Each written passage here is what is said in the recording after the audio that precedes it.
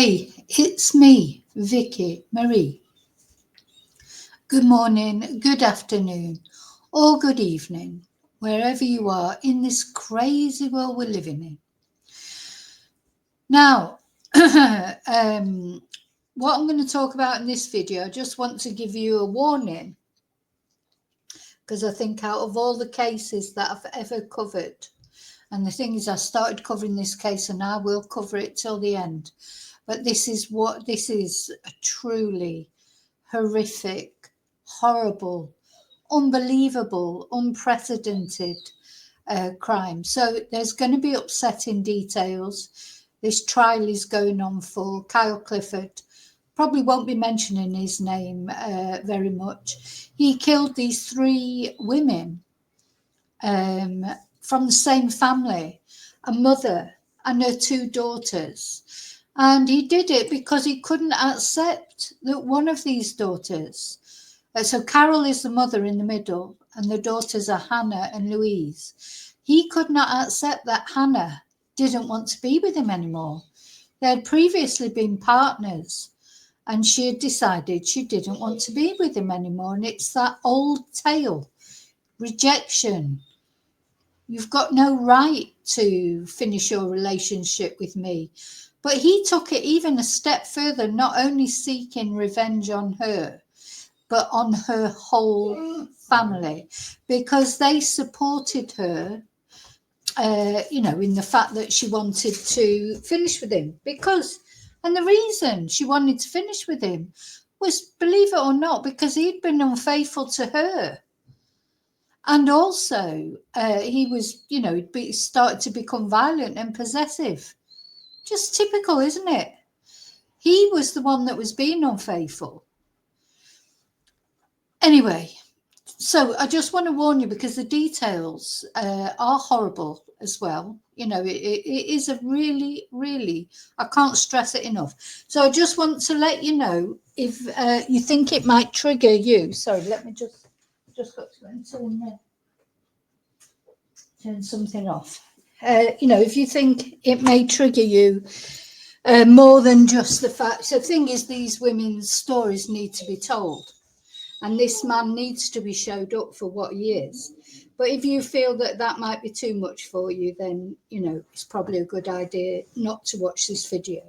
Now, I won't go into gory details, but having said that, the details have come out because this guy's trial is going on, and really it needs to be known what sort of man this is.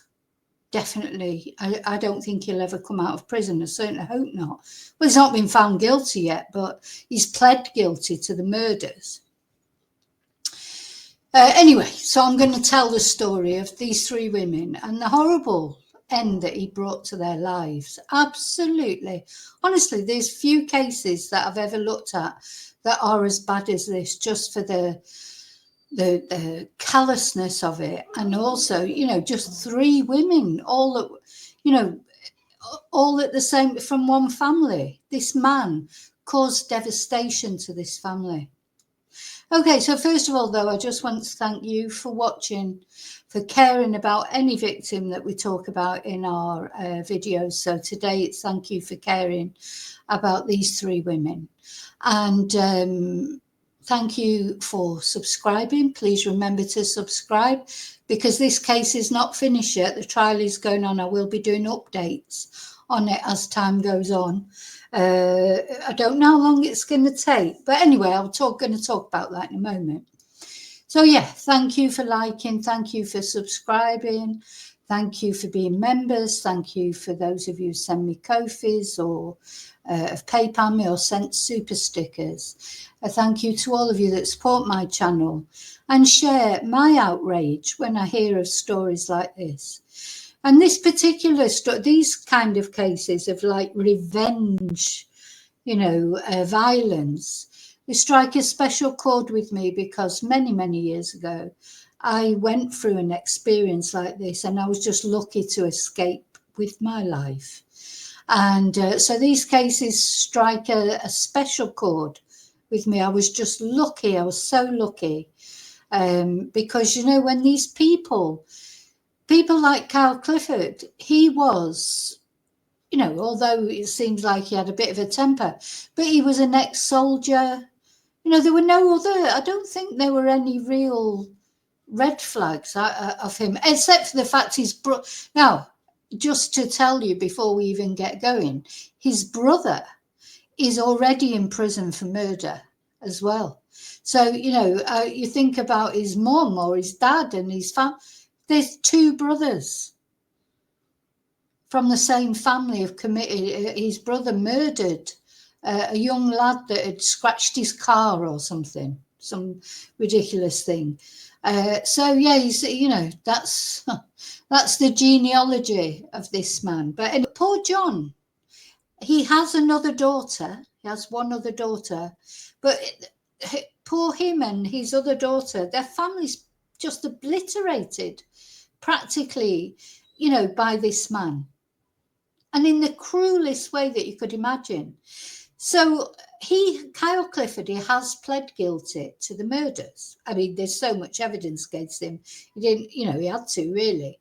But the moot point is the trial that's going on at the moment is he has been accused of RAPE. Why he's denying RAPE, as if murdering 3 women, you know, with a crossbow wasn't bad enough. I don't understand really why he is denying that and making the family go through this trial. Well, and the other thing is he's not attending the trial. He decided he didn't want to attend the trial. This has got to stop this. He should have been forced to attend this trial. He should not be allowed to not be there. Anyway, the family have been there, apparently. The family are there. They've got to sit through it all. Whereas he could have just pled guilty and he could have given them, you know, a little bit of dignity in that they didn't have to go through all these details. But oh no, because he doesn't care about anybody else. He only cares about himself, doesn't he? So there you go.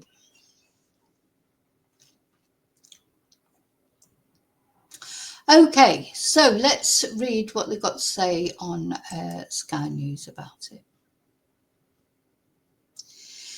So a former soldier RAPD'd his ex-girlfriend out of spite. And, you know, I think that's quite important what they're saying there, because it's not really RAPE. It's not always about sex, if you like. It's definitely not about love. But often it's just an act of, I don't know, power, control, hatred, or spite. So I think it's very apt what they say here. So this was 13... Oh, Tia! Stop! So this was 13 days after she dumped him, during the triple murder of a BBC racing commentator's family, a court has heard. So Kyle Clifford is only 26 years old.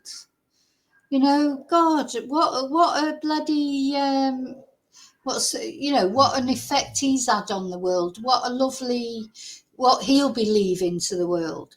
Anyway, he has admitted murdering 25-year-old Louise Hunt, along with her mother, Carol Hunt, 61, and her sister, Hannah Hunt, 28, at their family home in Bushey, Hertfordshire, on the 9th of July last year. Let's have a look at where, for people who don't know the area, we're going to just have a look at where Bushey is. And Bushey is a little bit famous because this is where George Michael was born. You should be able to see that now. And it's near Watford, not far from London. There's London down there. And this is where this horrible event happened, in Watford. Near Watford, in Bushey, near Watford. And they were at home, you know, it was in their home. He called round to the house. We're going to find out how he got into the house in a moment. Absolutely. He premeditated this. He bought the weapons that he used. You know, it wasn't just a spontaneous act of violence. He planned it, and he planned how he was going to get in there, and he planned what he was going to do, what he was going to kill him with. It's all planned.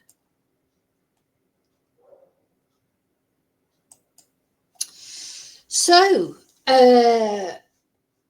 he has also admitted possession of the knife used to kill Mrs. Hunt and the crossbow which was used to shoot her daughters, as well as the false imprisonment of Louise, who was tied up with duct tape. But for some reason, he's denied RAPE. Why? I'm not sure. What does he think? People won't like him if he says he did that. Are they going to like him anyway? I mean, for God's sake. You know, he could really have made things easier for this family. Anyway, he had checked that he was not at home. He checked that the father, BBC racing commentator John Hunt, who has one surviving daughter, Amy, was not at home before he launched this 4-hour attack. So the whole thing took 4 hours. So he checked to make sure the dad wasn't at home, and he also texted the dad from one of their phones while he was in the home, asking what time he would be home, as if he was the person whose phone he texts from.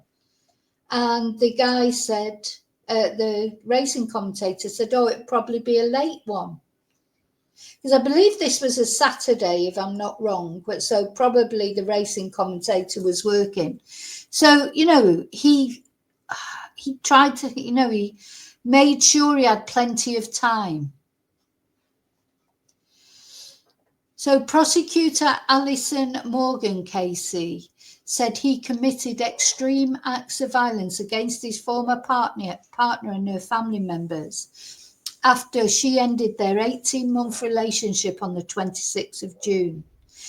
Clifford had hidden relationships with 2 other women from her, and her friends and family had supported the breakup, having described him as disrespectful, rude, and arrogant, the court heard.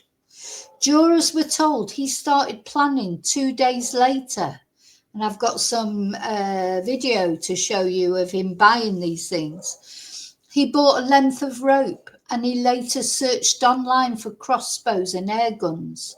At the same time, he was looking for video of a Wandsworth prison officer engaged in sexual activity with an inmate. Miss Morgan said it showed a very clear indication of the violence intended through the use of weapons and his sex preoccupation. So he bought duct tape, a crossbow, bolts and a cocking device, as well as a 10-inch butchery knife, which he had in his car. Just one moment. It's all right.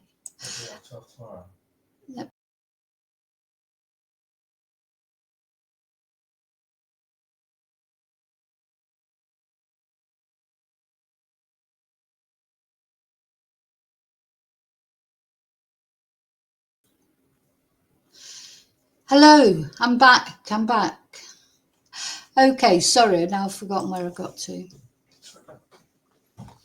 Okay, so he bought duct tape, a crossbow, bolts and a cocking device, as well as 10-inch butchery knife, which he had in his car when he drove from his home in Enfield, North London, to the Hunt family home on the 9th of July.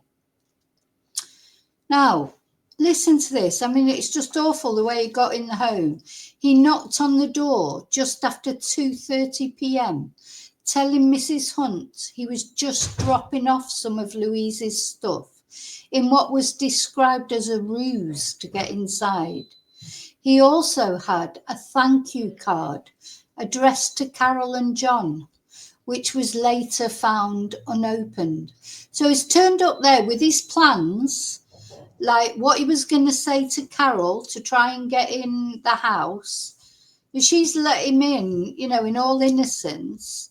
because he said he was just dropping off some of Louise's stuff. And then when she's gone in the house, then he's violently attacked her. And he had this thank you card addressed to Carol and John, which was later found unopened. So, do you know, the more you hear about it, you know, I mean, obviously, oh gosh, I've got to share the tab. Sorry. So, you know, obviously, it's horrible what he did, but I think all the details that we find out makes it even worse. And he's premeditated it, and he's planned his way of getting in the house, hasn't he? He's gone there on a day when Mr. Hunt isn't there, you know, so there's no man there in the house. He's deliberate, you know, it's sickening, isn't it, the way he's planned it all.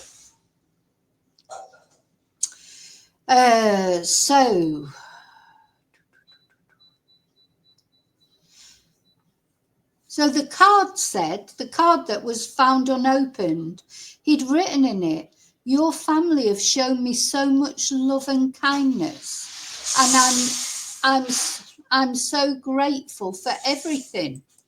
I mean, so that's what he'd said on the card. I mean, you just when you think it can't get any more sick or horrible, it does. So yeah, he's written in the card that he's got for the family that he's gone there to practically annihilate. "Your family have shown me so much love and kindness, and I'm so grateful for everything." Anyway, from a neighbour's house, audio was captured by the doorbell camera, and it registered a long female scream, followed by a shorter scream, banging sounds, and the noise of a commotion. And over the next 3 minutes, apparently, Kyle carried out this brutal knife attack on Mrs. Hunt. So he started with the mother. He started off with the mother, and then he sort of moved on to Louise. Sorry, Hannah. No, it'd be Louise. Have they got that? Is that right?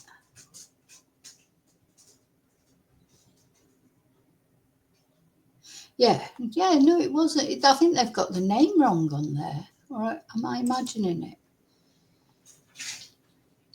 Because it says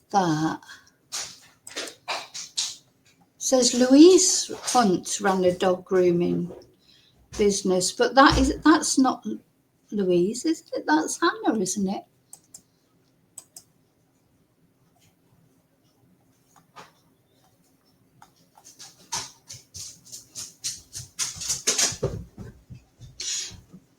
Because it says Hannah.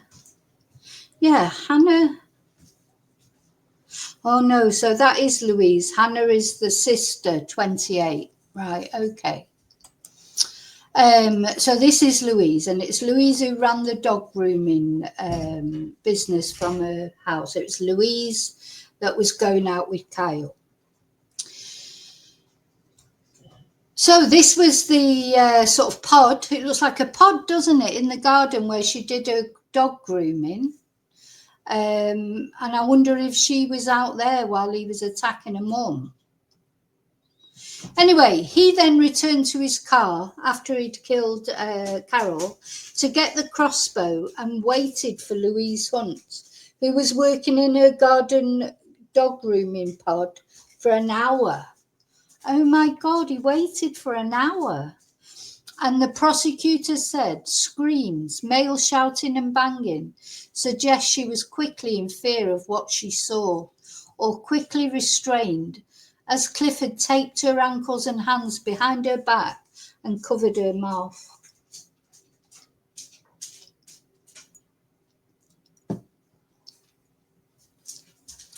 The court heard he checked her phone to see who she'd been in contact with and what she'd been looking at.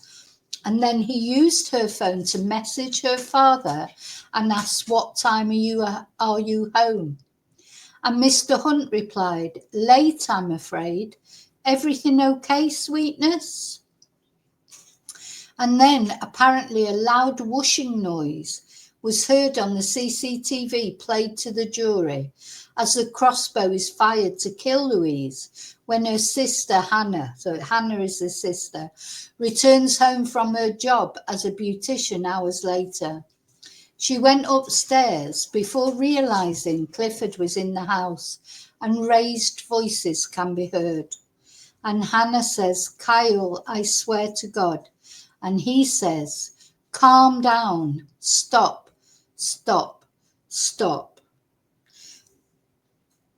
While there is another whooshing sound as a crossbow bolt is fired. And Hannah messaged her boyfriend, asking him to call the police and saying he's tying us up.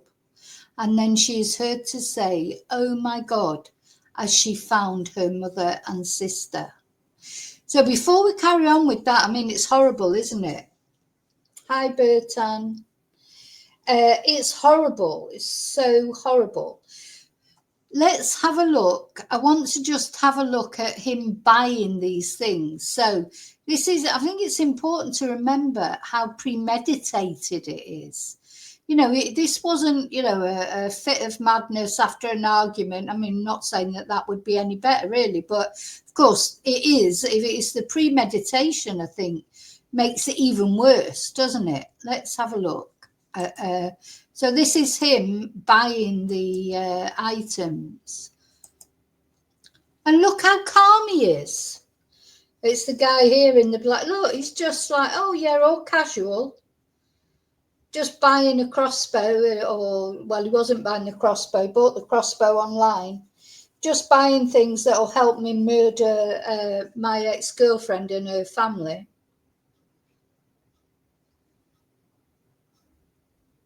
I mean, what goes through these people's minds? You know, you just think, what? You know, there's not many people who haven't been, you know, hurt, rejected at some point in their life. I think we've all probably been there. But, you know, what turns this to obsession?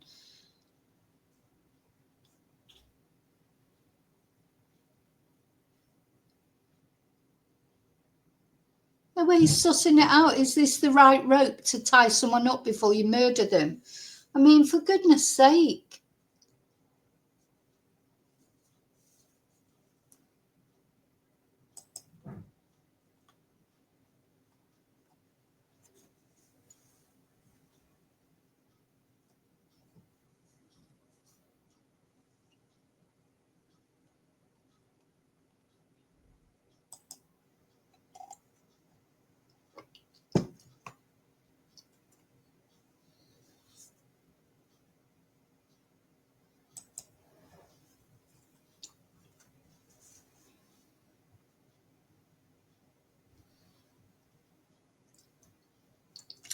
It just, whenever you see these sort of, you know, the way he's so sort of matter of fact about it all, it's just like, and he knows what he's going to do. They're always paying there with his phone, and just, I don't know.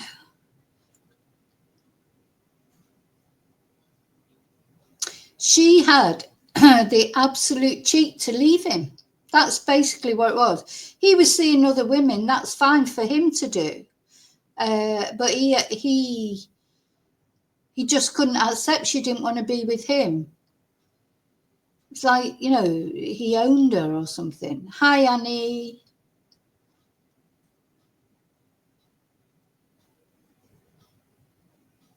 Hope you've got a stiff drink, Annie. You'll need a stiff drink to listen to this story.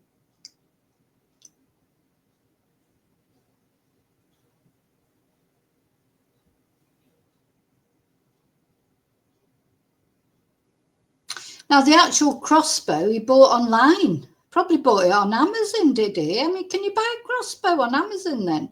I mean, you know, we heard that the Southport attacker, he bought his knife on Amazon, you know, so there's got to be, mind you, I suppose, how can you stop someone buying a crossbow?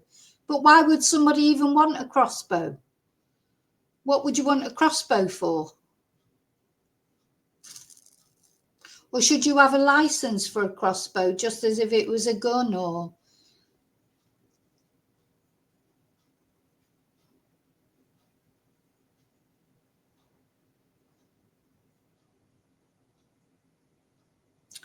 it's just eerie, isn't it, watching him buy these things, just like, in a shop, normal, acting normal. He's not acting strange. He doesn't even look, doesn't look mental, doesn't look distressed. He doesn't look psychotic. He's calm. He's planning it calmly, and just looks ordinary, doesn't he? Nobody would look at him and think nobody would look at him and think he was going to do anything so horrible, would they? Yeah. I'm not sure what this is. Is this him?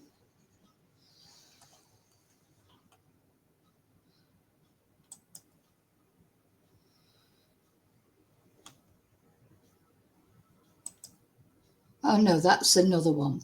Okay, so what happened then was let me see, I've got a video of it. Oh, so then he went to the house.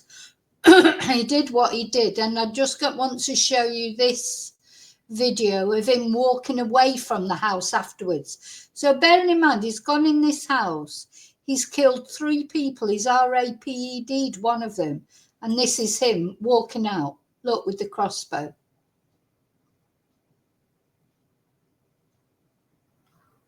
Again, calm as a cucumber, really, isn't he? He's not even running away. You just wouldn't notice him. He's not rushing. He's calm. He's just sent his soul to hell. Just murdered 3 women. And let's just one more time. Just always.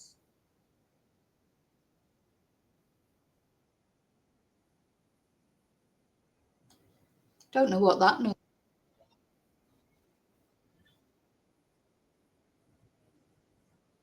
Oh, sorry. Don't know if you can hear that. That's coming from somewhere else.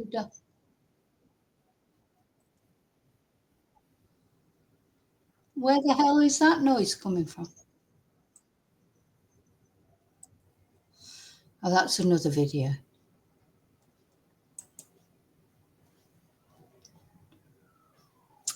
I think I've just lost that. Oh, there. Everything's going wrong tonight. So whenever I just think, oh, I'm going to do a live, everything goes mad in my house. Suddenly people want to ask me questions. The dog starts barking. I need a little studio sort of tucked away somewhere.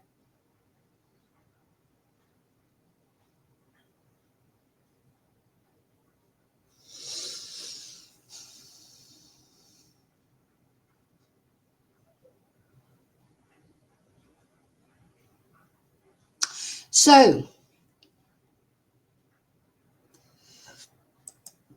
let's go back to the Sky News.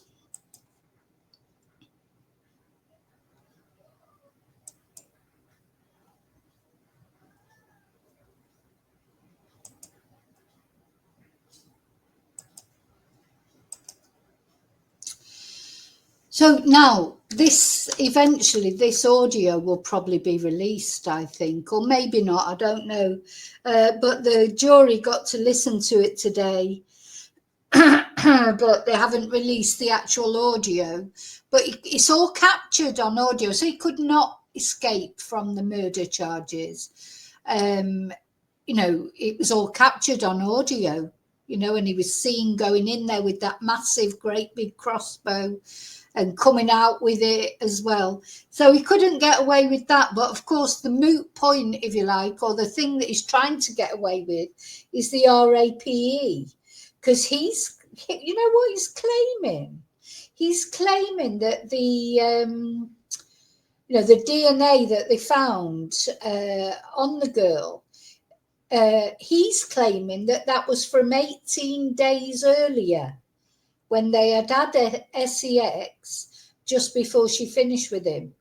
So he's claiming that the DNA that it was inside Louise was from then, from before they split up. That's what he's claiming. Anyway, Hannah, that's the sister, managed to call the police while she was injured, and she was found collapsed in the doorway when emergency services arrived, but she died shortly after. So very sadly, Hannah died of her injuries. And Miss Morgan said the prosecution's case is that the defendant planned a terrible attack on Louise Hunt and her family, enraged by her rejection of him. And that attack included an act of sex violence committed out of spite when she was restrained and unable to escape him. Then what he did was, he then must have decided he was going to delete himself, and off he went to Enfield, which is where he lives. So let's have a look. I want to show you. So this is where it happened, in Bushy. He then drove to Enfield, which is where he lived, and he went to a cemetery. Now, I'm not sure. I feel like that cemetery where he went to, it must have meant something to him. Maybe the grave that he went to or something like that. I'm not sure why he did that. Why he didn't just do it at the site, really, after he'd killed the girls. Why did he not just do it there? But he didn't. He went all the way home. Maybe at first he wasn't planning to delete himself. Maybe he decided that afterwards. But he drove 37 minutes then to Enfield, and he went to a cemetery in Enfield, and he shot himself with the crossbow. Now, unfortunately, well, I say unfortunately, I'm glad that it didn't kill him, because I want this man to suffer. He should not have the right to go where those girls have gone. Like he's taken their lives. He was probably thinking, he could be with her in the next life. This is the sort of ridiculous things that go through their head. So I'm glad that he didn't kill himself, because I want him to suffer. So he drove to Enfield, where he lived, before going to a cemetery, where he was found the next day. So he was injured for quite a long time. I hope he was in a lot of pain. And he's given himself life-changing injuries because he's in a wheelchair. He's paralysed, I believe, from the waist down. Anyway, he was found the next day in a wooded area by armed police officers. He shot himself with the crossbow and was taken to hospital, where he was first interviewed in September, making comments including "sorry" and "what I've done is atrocious." So yeah, he couldn't be interviewed for ages because he was so ill in hospital. So Clifford, who now uses a wheelchair because he's paralysed from the waist down, has chosen not to attend his trial, while friends and family members of the victims, including Mr. Hunt, are in the public gallery. His defence barrister, Phil Bradley KC, said that Clifford's case is that he last had consensual sex with Louise on the 23rd of June, the day they returned from his friend's wedding, and that was described as a catalyst for the breakup. So the central issue is for you to decide. The central issue for you to decide is whether the scientific findings can be explained by consensual sex activity on the 23rd of June or by RAPE on the 9th of July, he told the jury.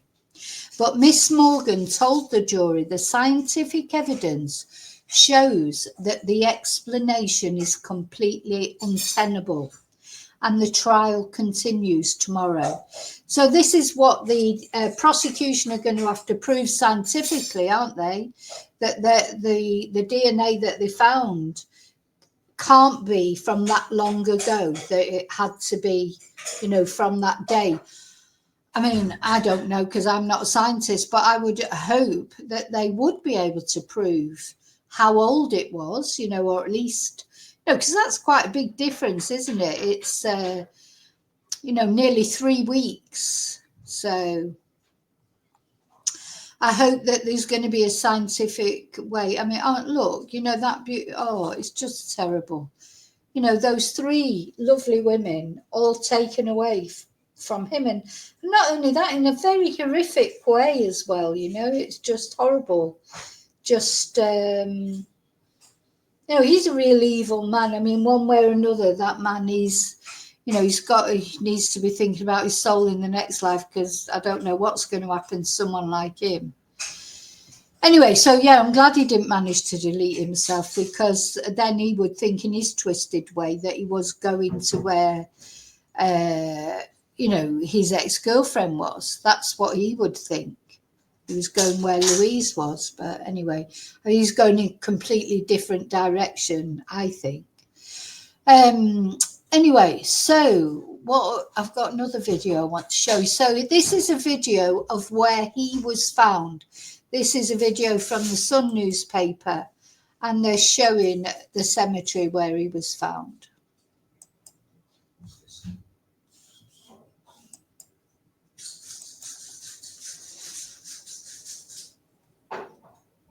On suspicion of the murders of BBC racing commentator John Hunt, this morning confirmed that a 26-year-old man from Enfield, North London, was arrested on Thursday evening on suspicion of the murders of BBC racing commentator John Hunt's wife and 2 daughters.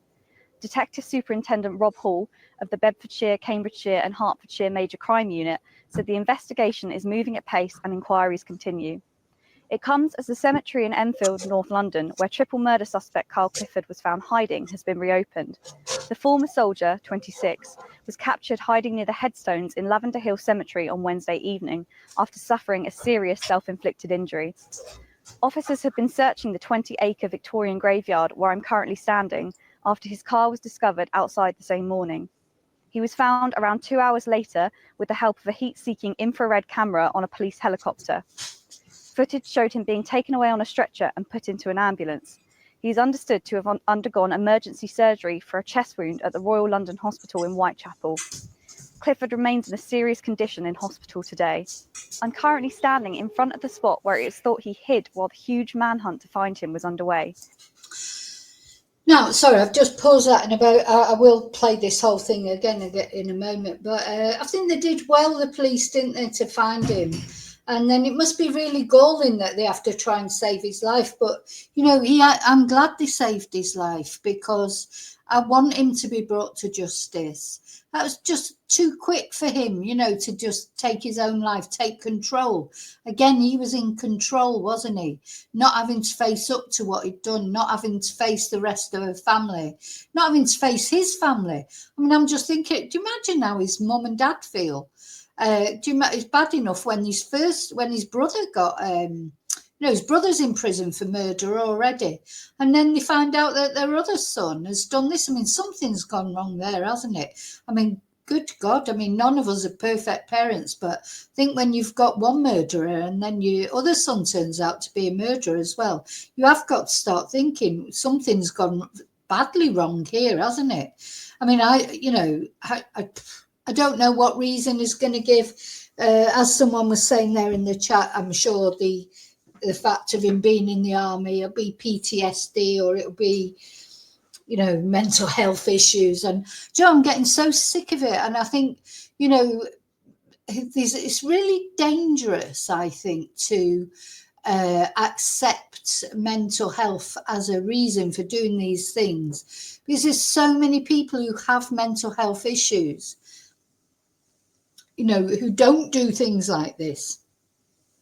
You know, they struggle every day just to get out of bed, some people, because of their mental health issues, but they don't go and take them out on, to me, this is nothing to do with mental health issues. This is a psychopath. I mean, you think that's mental health issue, but this is someone who knew what he was doing, planned what he was doing, I think to me, someone with mental health issues, they literally cannot control what they do. He was very much in control. He knew exactly what he was doing. He was calm. He was collected. He planned it. Other people, if they're schizophrenics but lots of schizophrenics, lots of, and then I think there's a sort of current trend that I'm seeing that sometimes people say, oh, well, they were on the spectrum, or, and I think that's an insult to people that are on the spectrum, or, because they don't go out and do these things. But these people that do these horrible things use PTSD, autism, mental health issues as a reason, and I think it's insulting to people who are coping with those, and I think it's a very dangerous road to go down, because then people are going to start looking at people with those kind of issues with suspicion. This has got to stop. This, they're shouldn't be allowed to use excuses for basically being a selfish, psychopathic, spoiled brat who just can't accept rejection. That's why he's done it. There are signs of debris, including medical gloves, in front of a large and overgrown clearing in the trees near the Cook's Hole Lane entrance, where Clifford is thought to have gained access. You can see where the greenery has been trampled down from people walking into the bushes. But it's not immediately obvious today that a huge police operation took place here just 2 days ago. Maintenance workers have also been cutting the grass and tidying the area this morning. The manhunt for Clifford began on Tuesday evening after Carol Hunt, 61, and her daughters Louise, 25, and Hannah, 28, were shot at their home in Bushey, Hertfordshire on Tuesday. Neighbours in the quiet suburbs said disturbing screams were heard as the alleged massacre unfolded around 7 p.m. It is understood that one of the victims bravely managed to call as they struggled to alert the force the suspect had fled. Another is believed to have sent a desperate text message to her partner for help, warning them to dial 999. Neighbours told The Sun that Louise had recently gone through a messy breakup with Clifford. They claimed she crashed her car into a lamppost due to stress and reposted a tweet about women who leave abusive relationships. Mama 3 Carol was also reportedly concerned about her daughter's relationship with Clifford. Tributes have flooded in for the family over the last couple of days, with neighbours describing them as lovely.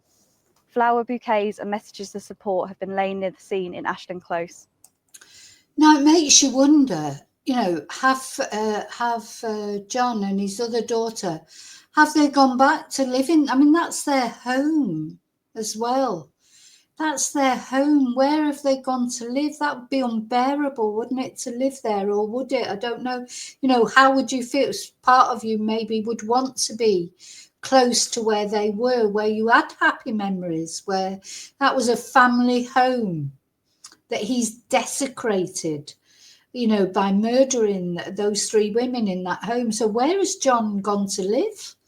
Has he gone back there? Has he, the pod will still be there in the garden, where Louise used to do the dog grooming, etc. It's right there where his wife was stabbed and his 2 daughters were murdered. You think, how could he go back and live there? But it is his home as well. And there'll be lots of happy memories from there.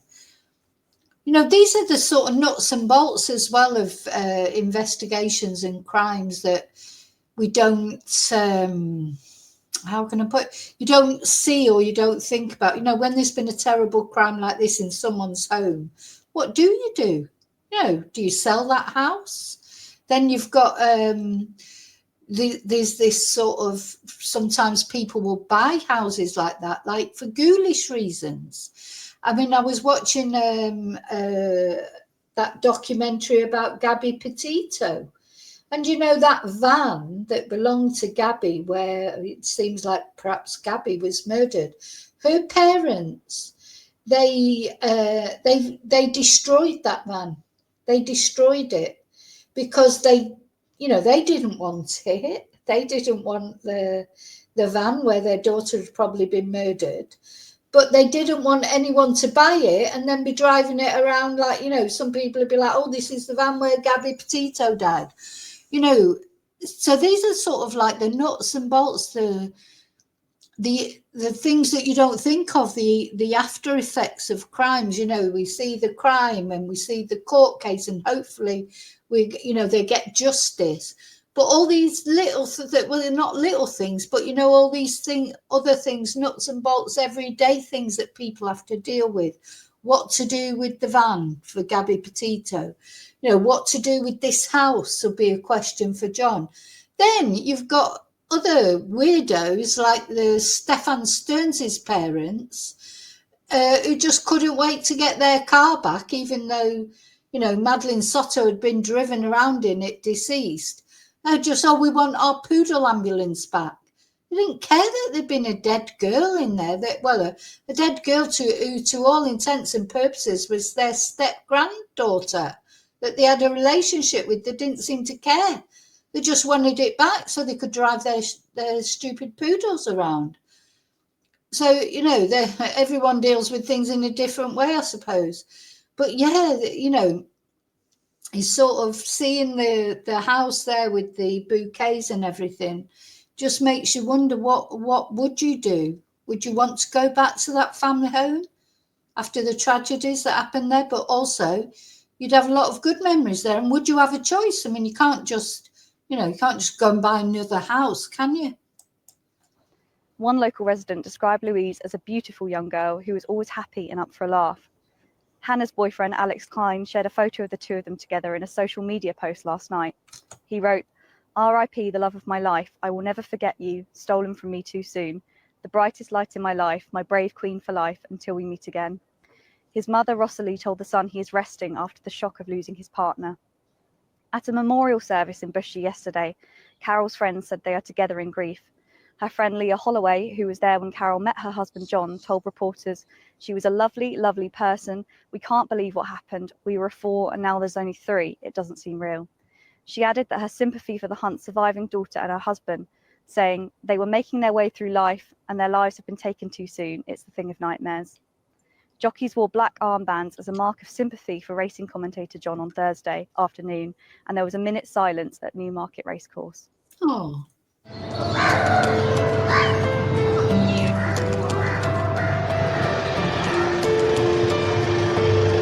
6-year-old man from Enfield, North Just London, one was more arrested time. on Thursday evening on suspicion of the murders of BBC racing commentator John Hunt's wife and 2 daughters.